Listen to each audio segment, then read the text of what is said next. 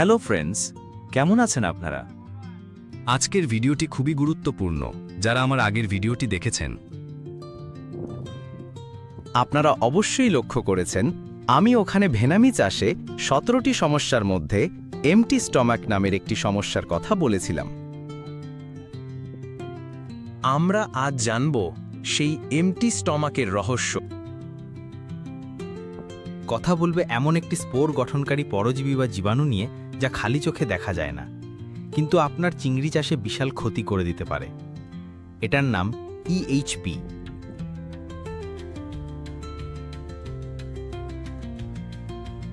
2015 সালে একটা গবেষণায় দেখা গেছে ইএইচপি এর পরিমাণ যত বেশি, চিংড়ির বৃদ্ধির হার ততই কম। আমাদের দেশেও এই সমস্যা একটা মাথা ব্যথার কারণ হয়ে উঠেছে।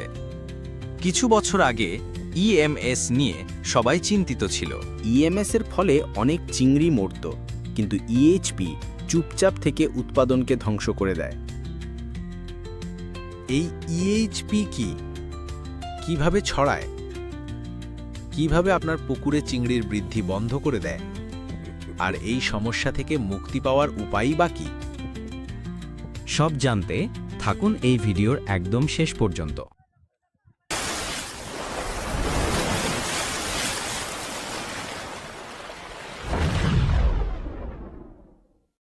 ইএইচপি কি এবং কোথায় আক্রমণ করে? ইএইচপি একটি মাইক্রোস্কোপিক পরজীবী, মানে অতি ক্ষুদ্রাতি ক্ষুদ্র এক প্রকার জীবাণু যা চিংড়ির হেপাটোপ্যানক্রিয়াসের ভেতরে ঢুকে বসবাস করে। হেপাটোপ্যানক্রিয়াস হচ্ছে চিংড়ির পাচনতন্ত্রের একটি অংশ, যেখান থেকে সে খাবার হজম করে আর শক্তি সংগ্রহ করে। এই অঙ্গটাতেই ইএইচপি বাসা বাঁধে, ফলে চিংড়ি খেতে পারে না, পুষ্টি গ্রহণ করতে পারে না, আর তাই তার বৃদ্ধি বন্ধ হয়ে যায়। এবার আমরা জানব ইএইচপি সংক্রমণের লক্ষণ। চিংড়িতে ইএইচপি সংক্রমণ হলে আপনি যে লক্ষণগুলো দেখতে পাবেন, সবচেয়ে চিন্তার বিষয়, এই রোগে চিংড়ির মৃত্যু হার খুবই কম। রোগের বাহ্যিক লক্ষণও স্পষ্ট নয়, তাই অনেকেই বুঝে উঠতে পারেন না। মূল যে লক্ষণগুলো দেখা যায় সেগুলি হল বৃদ্ধি হ্রাস।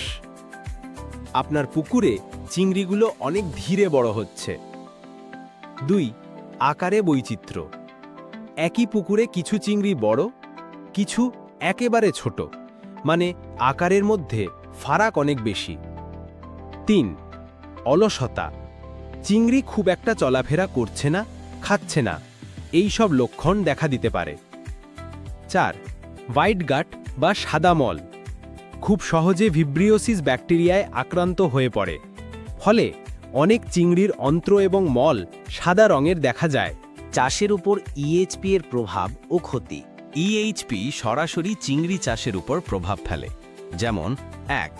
বড় হতে সময় লাগে, ফলে চাষের সময় দীর্ঘ হয়ে যায়। 2. ফিড না খাওয়ার জন্য চিংড়ির দেহের মিট অংশ কমে যায়, ফলে দিন সংখ্যা অনুপাতে বডি ওয়েট কম হয়, তাই বাজারে ভালো দাম পাওয়া যায় না। 4. অন্যান্য রোগে আক্রান্ত হওয়ার ঝুঁকি বেড়ে যায়, কারণ ইএইচপি চিংড়ির ইমিউনিটি সিস্টেম দুর্বল করে দেয়। চিংড়ি ইএইচপি দ্বারা আক্রান্ত কিনা কিভাবে শনাক্ত করবেন? খালি চোখে দেখা যায় না, তাই জানতে হবে সঠিক উপায়। যেমন শরীরের কোষ থেকে নমুনা নিয়ে ল্যাবে পিসিআর টেস্ট মাধ্যমে ইএইচপির উপস্থিতি ধরা যায়। মাইক্রোস্কোপিক পরীক্ষা করলে হেপাটোপ্যানক্রিয়াস কোষের নিচে ইএইচপি স্পোর দেখা যায়।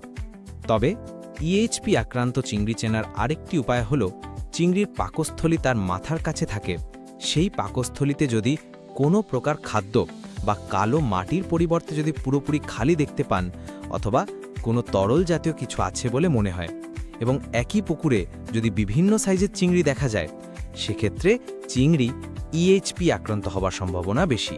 তবে ইএইচপি সম্ভাবনার সবকিছু দিক সঠিকভাবে পর্যবেক্ষণ করে পরবর্তী সিদ্ধান্ত নেওয়া উচিত। এবার দেখে নেব প্রতিরোধ এবং কিছু করণীয় পদক্ষেপ। তবে তার আগে একটা কথা বলি, আপনি যদি এই ইউটিউব চ্যানেলটা প্রথম দেখছেন, তাহলে পরবর্তী ভিডিওগুলো দেখার জন্য স্মার্ট অ্যাকোয়াকালচার সলিউশনস চ্যানেলটা সাবস্ক্রাইব করুন, লাইক দিন এবং আপনার পরিচিত চাষি বন্ধুদের সঙ্গে শেয়ার করুন, যাতে বেশি সংখ্যক চাষি বন্ধুর কাছে ভিডিওটি পৌঁছে যায়। এবার জানব ইএইচপি প্রতিরোধের জন্য যা যা করা উচিত। 1. যেসব পুকুরে পূর্বে ইএইচপি এর সংক্রমণ হয়েছে সেই পুকুর কিছুদিন রোদে শুকিয়ে নিতে হবে। এরপর 10 ইঞ্চি গভীর করে মাটি তুলে সেই মাটি দূরের কোনো জায়গায় ফেলতে হবে, অর্থাৎ চাষযোগ্য পুকুরের পাড়ে সেই মাটি ফেলা যাবে না। তারপর যাতে মাটির পিএইচ 12 ppm এর ওপরে উঠে যায় সেই ব্যবস্থা করতে হবে।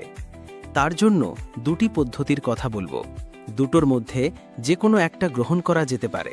প্রথম প্রক্রিয়া, পুকুরের পাড় ও তলদেশে প্রতি হেক্টরে 3 টন সোডিয়াম হাইড্রক্সাইড বা কস্টিক সোডা অথবা প্রতি হেক্টরে 1 টন পটাশিয়াম হাইড্রক্সাইড বা কস্টিক পটাশের দ্রবণ স্প্রে করতে হবে। দ্বিতীয় প্রক্রিয়া, পুকুরে 10 সেন্টিমিটার জল ভরে 3 দিনের জন্য ছেড়ে দিতে হবে, সূর্যের তাপে জল যখন শুকিয়ে যাবে। আবার 10 সেন্টিমিটার জল ভরে 1 দিন বাদে প্রতি হেক্টরে 3 টন কুইক লাইম প্রয়োগ করতে হবে এবং 5 দিনের জন্য বিশ্রাম দিতে হবে। এই 5 দিনে মাটির পিএইচ 12 ppm থাকার ফলে ইএইচপি স্পোরগুলো অঙ্কুরিত হবে, কিন্তু পুকুরে কোনো প্রাণী না থাকার কারণে বাসস্থান না পেয়ে জীবাণুগুলো ধ্বংস হয়ে যাবে এবং সংক্রমণ ছড়াতে পারবে না। এবার 5 দিন পরে পুকুরে জল প্রস্তুতির জন্য জল ভরা শুরু করতে হবে। 2. জীবাণুনাশকের ব্যবহার। জলাশয়, যন্ত্রপাতি এবং অন্যান্য উপকরণ ব্লিচিং বা পটাশিয়াম পারম্যাঙ্গানেটের মতো জীবাণুনাশক ব্যবহার করে জীবাণুমুক্ত করতে হবে। 3. যখন চিংড়ির রোগ প্রতিরোধ ক্ষমতা ও বৃদ্ধির হার ভালো থাকে তখন তারা সহজেই ইএইচপির প্রভাব প্রতিরোধ করতে পারে এবং পরিবেশে থাকা অন্যান্য সুযোগ সন্ধানী রোগ জীবাণুর বিরুদ্ধেও কার্যকরভাবে লড়াই করতে সক্ষম হয়। তাই ইএইচপি নিয়ন্ত্রণের মূল চাবিকাঠি হল চিংড়িকে সবসময় সুস্থ রাখা। 4. হ্যাচারি ও পোস্ট লার্ভি নির্বাচন। শুধুমাত্র বিশ্বাসযোগ্য ও পরীক্ষিত হ্যাচারি থেকে চিংড়ির চারা সংগ্রহ করুন। পিসিআর নেগেটিভ পিএল ব্যবহার করুন। 5. জল ও মাটির মান নিয়ন্ত্রণ। পিএইচ, ডিও, আলকালিনিটি, অ্যামোনিয়া, নাইট্রাইট সঠিক মাত্রায় রাখতে হবে। গ্যাসের ঔষধ প্রয়োগ করার আগে অবশ্যই ফিড লাইন সহ চেনিং করতে হবে। পুকুরের মাটি সঠিকভাবে ট্রিটমেন্ট করতে হবে, তার জন্য ভালো মানের সয়েল প্রোবায়োটিক ব্যবহার করতে হবে। 6. প্রোবায়োটিক ও খাদ্য প্রয়োগ। চিংড়ির দেহের যাতে মাইক্রোবায়োম শক্তিশালী হয় ও সার্বিক স্বাস্থ্য উন্নত হয় সেদিকে নজর রাখতে হবে। তার জন্য ভালো মানের খাবার দিতে হবে। চিংড়ির অন্ত্রের স্বাস্থ্য ভালো রাখতে ফাইটোবায়োটিক, প্রোবায়োটিক ও প্রিবায়োটিক খাদ্যের সঙ্গে মিশিয়ে ব্যবহার করা উচিত। হেপাটোপ্যানক্রিয়াসকে রক্ষা করবে এবং রোগ প্রতিরোধ ক্ষমতা বাড়াবে এমন অ্যামাইনো অ্যাসিডস ও মাল্টিভাইটামিনস যুক্ত প্রোবায়োটিক্স খাদ্যের সঙ্গে ব্যবহার করাতে হবে। 7. পার্শিয়াল হারভেস্টিং ও পর্যবেক্ষণ। পুরো পুকুরের সংক্রমণ ছড়িয়ে পড়ার আগেই কিছু চিংড়ি হারভেস্ট করে ফেলুন এবং নিয়মিত পর্যবেক্ষণ করুন। 8. বায়োসিকিউরিটি ব্যবস্থায় জোর দিন। প্রিয় চাষী বন্ধু, ইএইচপি এমন একটি রোগ যেটা ধীরে ধীরে আপনার চাষকে শেষ করে দিতে পারে। তাই সচেতনতা, নিয়মিত নজরদারি আর সঠিক পুকুর ম্যানেজমেন্ট হচ্ছে ইএইচপি প্রতিরোধের চাবিকাঠি। আপনি যদি আগে থেকে সাবধান থাকেন তাহলে বড় ক্ষতির আগেই সমস্যার সমাধান সম্ভব। আপনারা যদি আরও এরকম তথ্যভিত্তিক ভিডিও পেতে চান, কমেন্টে আপনার প্রশ্ন জানাতে ভুলবেন না। ভবিষ্যতে আরও গুরুত্বপূর্ণ ভিডিও নিয়ে আমরা ফিরে আসব। ধন্যবাদ। দেখা হবে পরের ভিডিওতে অন্য একটা সমস্যা নিয়ে।